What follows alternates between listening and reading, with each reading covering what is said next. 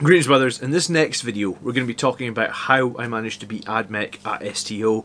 I finished 5th in this GT, the Ad Mech player finished 6th, so it was a very close one game, so let's get straight into it.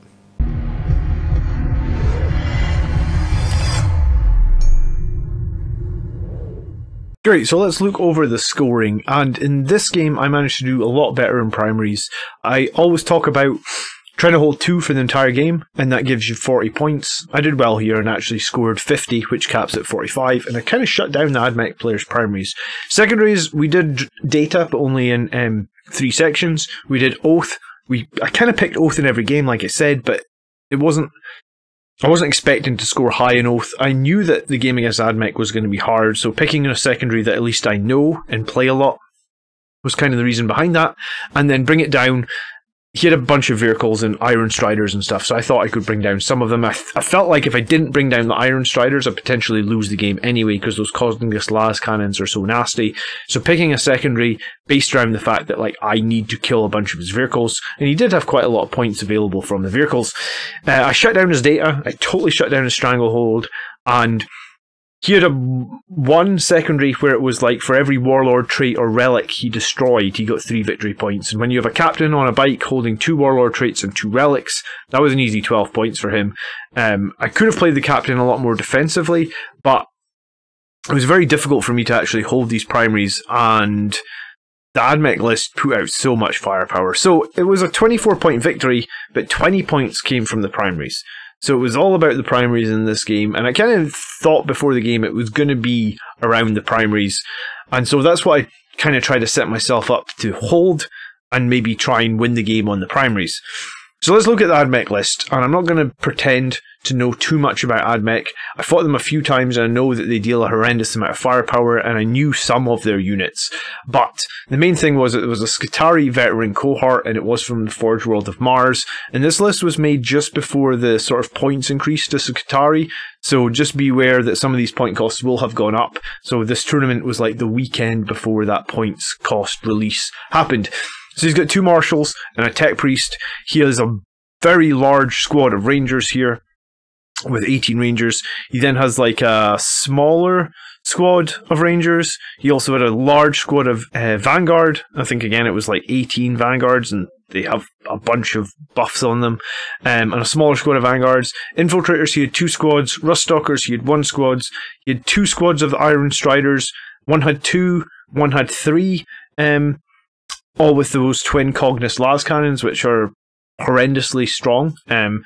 He then had the flying Petaraxi. No idea if I'm saying that right, but it was basically a flying squad that was deep strike that I think he'd planned to do Rod with. He also had 2 Scorpius disintegrators, which are kind of nice because they have reasonable weapons along with the indirect fire from the missile launcher. And then he had a Termite, and the Termite was a strange one for me, because when I saw the list, I was sure the Terrax was going to deep strike. It felt like that was the plan behind the Terrax, but it turns out he actually deployed it on the board, so it confused me.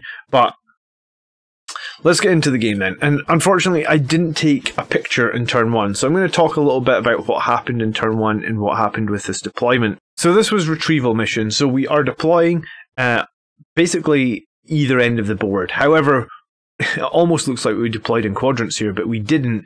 I think both of us decided to use this large piece of obscuring terrain to as much advantage as possible. So I hid stuff like my Whirlwind, my Volcons, my Redemptor, my Librarian, my Tech Marine. I think my Chapter Master on the bike started turn 1 in here as well, along with a squad of Incursors who were basically at the front in next to the wall, and then my Sangre Guard actually started behind them, and there was a reason for that. I have played Ad Mech before, and I know that they can forward deploy with the likes of the Ruststalkers and the Infiltrators. These things kill Marines. They have those taser guns that can just absolutely destroy Marines, so my plan was to not let him charge my Sangre Guard. Normally I would deploy the Sangre Guard in this building to get maximum jump forward and then make a charge or something. It's great to deploy Sanguinary Guard in an obscuring position, especially if there's one this close to the middle of the board. And I think the deployment zone ended about here, so the Sanguinary Guard were bunched up in here. But I purposely put my line of incursors in front of them, so that basically the incursors were the fodder. I was happy enough to lose the incursors, and I did. I lost 3 incursors here. But what I meant was that my Sanguinary Guard in this building were at full strength to basically countercharge these infiltrators. I can't remember if these were infiltrators or rust stalkers, but the plan was to protect the Sanguinary Guard, and that was very important in my plan. I also put incursors up here in this top right hand corner, along with there was Blade Guard veterans actually deployed back here. I think I deployed a few in cover and a few daisy chain forward. So in turn 1, my plan was to move on to this objective and essentially hold these 3, right? The issue was that he deployed both giant squads of Scutari back here, and they had buffs on them and all sorts. One squad had like 57 shots, and there were stratagems you can use to auto-wound on 5 and 6s. So you're going to have to take like 20 saves, and they're -1, maybe even -2. But yeah, so my Blade Guard veterans that moved on to this objective just got annihilated. Like, in turn 1, he killed the whole squad of Blade Guard veterans. There wasn't even close to them surviving. He also managed to kill one of my Volkites with the long-range Cognos las cannons. This was probably my bad. Volcons outrange. Do they outrange? Maybe Cognos las cannons are 48 inches. Maybe that was why I failed here. I will check that literally right now.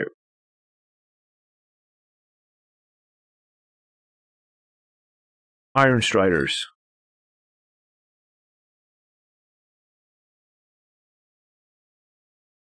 Yeah, okay, yeah, that's what it was. The Cognos las cannons, you know, Space Marine las cannons are 36 inches, D6 damage. Those Cognos las cannons are 48 inches, D3 plus 3. So they're actually deadly against the Dreadnoughts. And he had 5 of them. So I lost a Volcon, I lost my 3 intercessors, and I lost my Blade Guard veterans. And that felt like a lot to lose early in the game. You know, like, I'm not worried about the incursors, but I am worried about the Blade Guard veterans and a Volcon. You know, that's the best part of like 350 points. It's a lot to lose early on, and what it proved to me in my decision making in this game was like, he had a lot of firepower, and I knew that the Ad Mech list would be bringing a lot of firepower, so trying to play around the terrain was going to be super important if I was going to get this victory. And as much as I could take my incursors out of here and put them on this objective, I was convinced that if I did that, I lose my squad of incursors, and I gain nothing because he'll kill them in his turn, so I won't be on that objective in my turn to get any points out of it. So what that meant was, this squad of incursors in here, we're going to sit here for the entire game for one reason, which was to charge him if he ever went for this objective. Because I can kill his Scutari very easily if I charge them. I don't have the... I mean, except the Volcons, maybe. I don't have the firepower to shoot them out. And especially, you deployed one squad in a forest. In the forest, you're essentially +1 to your cover save, or you're -1 to hit. I think in this tournament we were playing -1 to hit. So this Scutari squad was going to be near impossible for me to kill, so I just ignored them. I really did just ignore them. I actually ignored both the large squads of Scutari, and the one thing I had good going for me was he deployed them defensively. So while he is covering 3 objectives, like this objective and this objective, he's not covering any of these with these squads, really. There's maybe line of sight for a couple of guys, like over here, but it's going to be minimal. So I thought to myself, once I realised this objective was never going to be able to be held by me, but at the same time it's going to be difficult for him to hold it because he's got nothing close to it. Ignore the fact that these assault intercessors are here. They came in turn 2. Unless he's going to put his Iron Striders over here, and if he does, then they open them up for like a very easy Sanguinary Guard charge. So he's not going to do that. So essentially, the reason I won this game on primaries was I left this unit here to threaten this objective while I tried to hold all 3 here. And I lost quite a few units trying to hold this third one because it was too exposed. You know, like he was able to move like his tanks and his stuff down here and kill stuff on this objective. Whereas like here, my Whirlwind's kind of just holding this, you know, and like if you look at like obscuring line of fire, there isn't much here. So yeah, so if we move into turn 2, what actually happened then, we talked about it, my Blade Guard died, my Volcon died, some of the Incursor died, but now in my turn, my Sanguinary Guard are going to be able to mop these guys up. They were adjacent to the wall because they charged my Incursor, so my Sanguinary Guard will move adjacent to the wall, fight through them and kill them. I wanted to get something on this objective badly, and I thought I could put my captain in the forest here so he's -1 to hit, and maybe he can hold that. Maybe I can activate Armor Indomitus or something, and we can hold that. But again, in hindsight, he had that relic that he had that secondary that was going to give him a lot of points if he killed the captain. So you ended up putting a lot of firepower over on this captain, and the captain did die. And yeah, I mean, sometimes I guess I'm too aggressive with my captain on a bike. He is very survivable, but I felt like I needed to be on this primary, or at least contest it from this single model here. So while I didn't manage to score the primary points myself, I did stop him scoring primary points at the start of his turn, so that was something. So yeah, I felt that him deploying this way so defensively had a little bit of an advantage to me, and what I did was I brought in my unit of Assault Intercessors, which I would usually try and use to score secondaries like Rod, but I brought them in on the board edge here and tried to make a 9-inch charge into these Iron Striders. I wasn't expecting to kill any Iron Strider, but I wanted to shut down their shooting for a turn. Because, you know, 6 Cognos Las Cannons with, I think you get some rerolls in there, and they're so deadly when they do damage because it's like D3+3. I just thought to myself, if I can shut down the Cognos Las Cannons from one squad, that would be really useful. And I brought Bring It Down, and I also knew that, like, it's hard. Volcons can do really well against Iron Striders because you can get like some mortal wounds and they don't have the greatest save, and the Volcons are 0 AP, but the return fire, you can notice this Dreadnought is on 4 wounds. He actually put it down to 1 wound and the Tech Marine healed it back up to 4, so I brought it was over here in turn 1, I brought it back into cover and healed it up because, I mean, he was like 1 dice roll away from killing this. The fact that those things do like a minimum of 4 damage against like a Contemptor Dreadnought means like 2 go through, and that's essentially so close to being dead. So yeah, this was a tough game to begin with. So I feel strung out if you look at this photo. I do have my Redemptor Dreadnought just off screen here, and he was trying to like shoot out these guys and also try and shoot out the last Iron Striders and maybe even shoot out this tank a little bit later. But I wanted to kind of hem him in. I had expected the Termite to be out somewhere, and actually if it was out, I don't know how well I would have dealt with it, but what it did mean having the Termite here meant like anytime I went aggressive on him, he was going to have all those metal shots and the Termite and stuff like that, and I didn't feel confident trying to make a charge through this building. So I could have, like, my Sanguinary Guard were here, I could have jumped probably about 12 inches, if you think this is an objective of 6, so like 6, so I could have probably jumped into this terrain and made a reasonably easy charge onto one of these units of Scutari, but I just didn't feel confident going in there. I felt like if I go in there, any units that I'm put in there are dead, because he'll just fall back and then he'll rinse them with all the other firepower he has in there. So my plan was really to give up the points in that quadrant and try and focus on my plan here, where I'm going to hold 3 and contest 1. So I'm going to win on primaries just by doing that. And if I can do that, then not worry too much about secondaries. I am going to try and score my secondaries, and I'm going to come to that. But that was the plan, to try and get the win here. Now, if we go into turn 3, with my captain on the bike dying on this objective, I am now moving desperately to get something else onto this objective. And my Sanguinary Guard ended up flying this way and making a charge this direction, and the point of this was that I was going to basically end up consolidating onto one of the objectives that he had previously controlled, because I shot out his final Iron Strider over here. My Contemptor came back, and you can notice now that we got rid of all the Iron Striders over here. I think the Assault Intercessors maybe killed 1 because they'd already taken some fire from a Volcon. And I just dropped my Terminators down centerboard. I could have gone more aggressive, try to get into this quadrant, like I said, but I have Oath of Moment, so just by dropping the Terminators down right in the center here, this is going to score me 2 points. And if he doesn't kill the Terminators, which I felt like it was going to be a difficult job for him to kill a 5-man squad of Terminators when, like, most of his stuff is obscured from them right now. I felt like this was going to get me like 4 points, maybe, for Oath of Moment. So I thought I'll just hold what I can hold. I'll still not contest this one because I'm still not confident that I can ever do anything with it. So my incursors will sit up here. They did do Rod for me at some point. My other incursors here did Rod as well. So all we have left to do is Rod in this section and this section. And Sanguinary Guard making a charge on this Disintegrator is important because, like, the Sanguinary Guard are pretty much always going to kill a unit, like a tank that has 12 wounds when they do 2 damage a swing. They're going to kill the tank with a 8-man squad of Sanguinary Guard. And then once again, I try to hide my Librarian on this objective just so that we can keep getting the points for primaries. And I had thought that, like, maybe if there's a way that I can get into his deployment, like, you know, my Terminators could move 5 and make a charge on the Terrax. But even if I did do that, let's say that the Terminators made the charge and they kill the Terrax, because 4 of my Terminators got Chain Fists. They're very, very good against vehicles. The whole squad of Terminators are exposed, and these 2 squads of Scutari will just gun them down. It doesn't... The Scutari get so many shots, and there's... It just feels like any unit that's... Well, I already said, like, the Scutari, I think it was 1 blob of the Scutari basically killed the entire squad of Blade Guard veterans, and they have better armor saves than Terminators. So yeah, so that was kind of where I was in this game.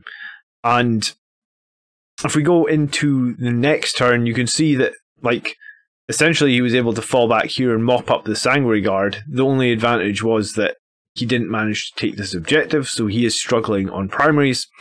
He was trying to move around here to get line of sight on my Terminators to basically get them off the middle, and you can see here there's some wounds being taken.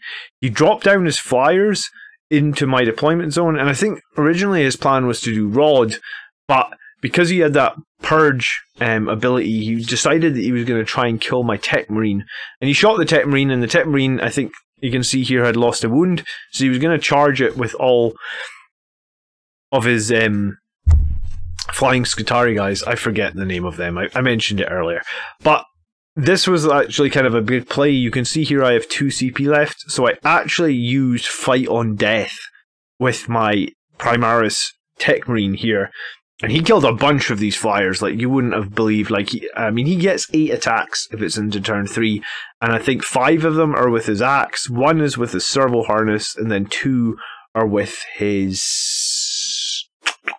He's got something else. He gets 2 strength 5 attacks with 0 AP. I forget what the weapon's called. But the Primaris Tech Marine gets 8 attacks for Blood Angels. Very good for a 100-point model. It can be a little bit swingy with his weapon skill of 3, but I felt like it was worth trying. And yeah, he killed so many of these flyers that, like, it was going to be an important swing there where he could maybe steal one of my primaries after he's killed that Tech Marine. But the Tech Marine killed so many of them that it meant that, like, the 2 infiltrators were going to be able to... the 2 incursors here were going to be able to mop up in my turn. So again, I was going to be able to, like, mop these guys up and hold this, because I can maneuver, like, one of them to hold it, one of them here, rapid fire them, and then charge and probably fight with one of them. If I need to, the Whirlwind can shoot over here as well. And, yeah, I think I was aiming to try and get my... Redemptor Dreadnought over here to just continue to kill vehicles and stuff like that. So this was a pretty hard fought victory in that, like, if these 2 units of Scutari had been deployed more offensively, I don't know if I could have really withstood all the firepower that was coming out of the list. I think the Volcons were worth their weight in gold, and obviously he targeted them down pretty quickly. And I was a little bit disappointed that the Sanguinary Guard didn't do better over here. But even if they had done better, there's too many, like, the Scutari Sanguinary Guard aren't going to survive against, like, 60 shots from, I think it's strength 3, 0 AP, but it's 60 shots, and you can, like, alt wounds on 5s, and you can buff the AP as well. So it was an interesting game. And I think I spoke to the player after the game, and he basically said, like, he was scared of the charges from the Blood Angels, and that's why he deployed so defensively. So I think, you know, I've been advocating now for a while that when you make a list for Blood Angels, at least my style of Blood Angels, I know you can do the full melee list. And if you want to do full melee, by all means, go for it. Like, don't let me stop you. But my style of Blood Angels is to bring enough firepower and enough full melee to, or half melee, so that the opponent has to deal with both. And I think this game maybe kind of proved that, in that, like, he was very scared, because the Sangre Guard, I guess, if they get into combat with any of those Scutari units or blobs, they can probably kill the whole blob, right? Because they can probably, like, hit on 2s or 3s, and then wound on 2s, because it's toughness 3. And Sangre Guard get ridiculous amount of attacks. You know, if it's turned between 4 and 5 attacks per model, so an 8-man squad is like 32 to 40 attacks. That instantly kills the entire squad of vanguards. And if I'm able to consolidate into some other target, then yeah, so this was an interesting one. These big 2 pieces of obscuring terrain played pretty heavily in both the deployment and how this map worked. However, it was a strange one that basically we were playing on a 6-objective map, but one objective was basically ended up ignored by both players. I couldn't hold it, because if I tried to hold it, he would kill me, and he couldn't hold it, because if he holds it, I will charge him. So essentially it became a 5-objective map, and I threw away, to an extent, some of my units to ensure that I held these 3. And that's okay, you know, if you can hold, you know, like, so I won by 24 points, and 20 came from primaries. So I think it's okay to, and that's something you need to get used to if you're not used to 40k. I mean, like, I used to play a lot of games where at the end of the game, I had a lot more models left than my opponent, but I still lost the game. So I guess what I'm trying to say is, if you can balance what you're losing against what you're holding, and if you've got your opponent penned in, like I did here, the Assault Intercessors came in, the Sangre Guard threatened this way, the Terminators threatened this way, and he kind of knew that his 2 units of Scutari are his main damage dealers, so he wants to keep them alive. And yeah, it made a pretty interesting game. It made a fun game, and I didn't realise that I was probably going to win by so many points. I thought the game was much closer. You know, like, sometimes when you're in a tournament, sometimes if there's a little bit of downtime, I might tally up both players' scores, but you don't. It's not like you have a real-time scoreboard in front of you, knowing how far or how behind you are. So I kind of knew that I was a little bit in front, but I never felt confident in this game, especially when he killed the Chapter Master, when he killed the Volcons, when he deleted the Blade Guard veterans in turn 1. Like, I felt more on the back foot, I think, than I potentially was. But I have this style of playing, and you guys have seen it now, where I defend reasonably well and then push when I have an advantage, and that's kind of what I try to do in this game. So, as I said, 24-point victory, and it was a difficult match, and I felt before the match, like I think I said this, it was critical to score well in my primaries, because I felt like secondaries would be highly difficult, and there was never an opportunity to get into the deployment zone for secondaries. I don't even think that I could have maybe snuck the Terminators in here. If you think about 9 inches, 9 inches, 9 inches, I don't think there was ever room for me to deep strike anything into the deployment zone. The only chance I had was if the Sangre Guard had not died here, they could have pushed in the final turn, but like there's too many Scutari there. They're going to kill them. So I knew that was going to be difficult.